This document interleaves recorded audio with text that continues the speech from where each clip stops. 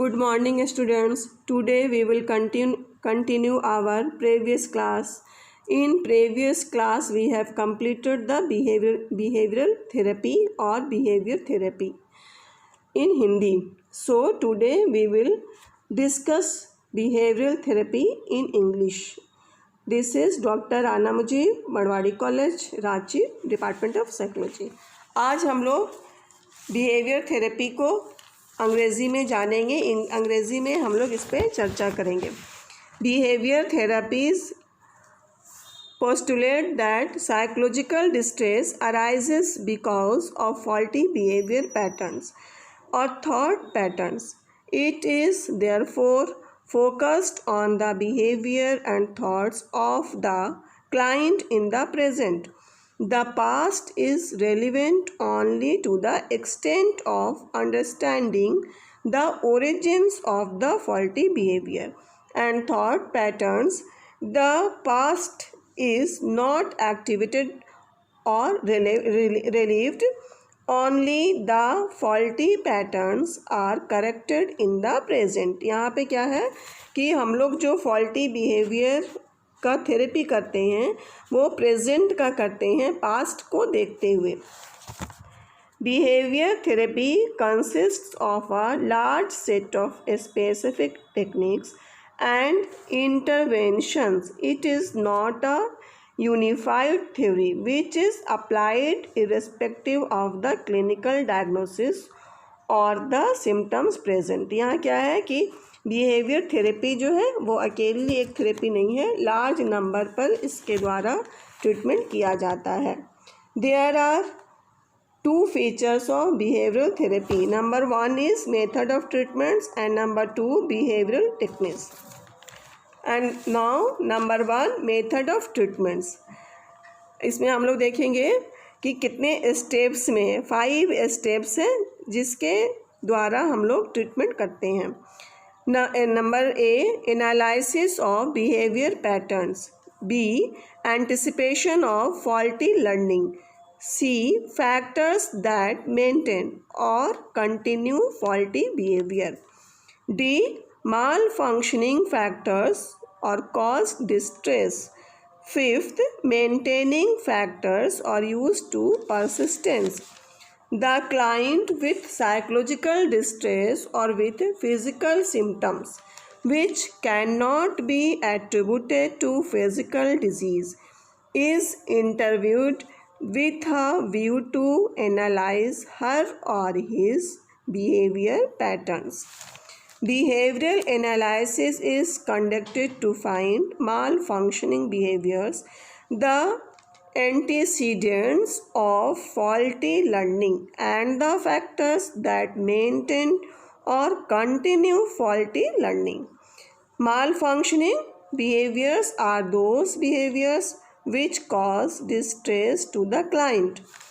Antecedent factors are those cause which predispose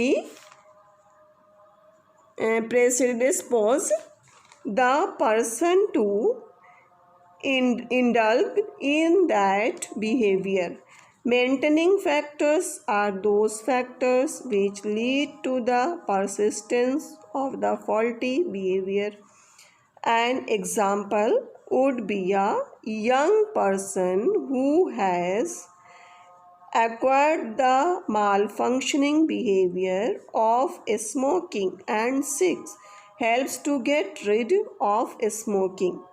Behavioral analysis conducted by interviewing the client and the family members reveals that the person started smoking when he was preparing for the annual examination. He had reported relief from anxiety upon smoking. Thus, anxiety-provoking situation becomes the causative or antecedent factor. Okay? The feeling of relief becomes the maintaining factors for him to continue smoking. The client has acquired the operant response of smoking which is maintained by the reinforcing value of relief from anxiety. Understand? And now aim of the treatments का aim क्या है, goals क्या है, what is the goal of the treatment?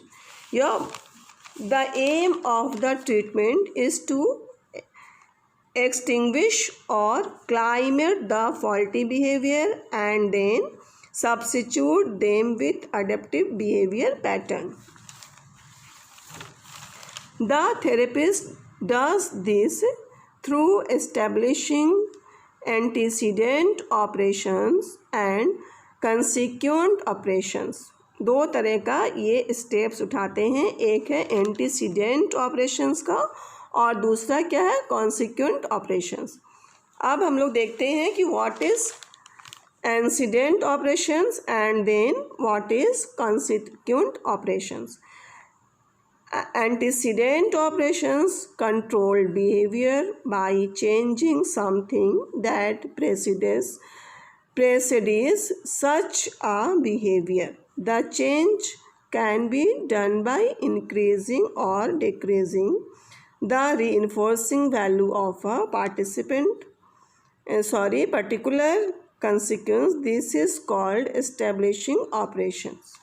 For example, if a child gives trouble in eating dinner, an establishing operation would be to decrease the quantity of food served at tea time. This would increase the hunger at dinner and thereby increase the reinforcing value of food or at dinner. Praising the child when he and she eats properly tends to encourage this behavior. The antecedent operation is the reduction of food at tea time and the consequent operation is praising the child for eating dinner. It establishes the response of dinner. Okay? आज हम लोग अभी हम लोग number 1 methods of treatments देख रहे हैं. Just इसके बाद हम लोगों का स्टार्ट होगा बिहेवियरल टेक्निक्स. बिहेवियरल टेक्निक्स में हम लोग देखेंगे कि कितने सारे टेक्निक्स हैं जिसके माध्यम से जिसके द्वारा हम लोग एक क्लाइंट का उपचार करते हैं बिहेवियर थेरेपी से. ओके, इसके जस्ट बाद अगला क्लासेस में टेक्निक्स होगा.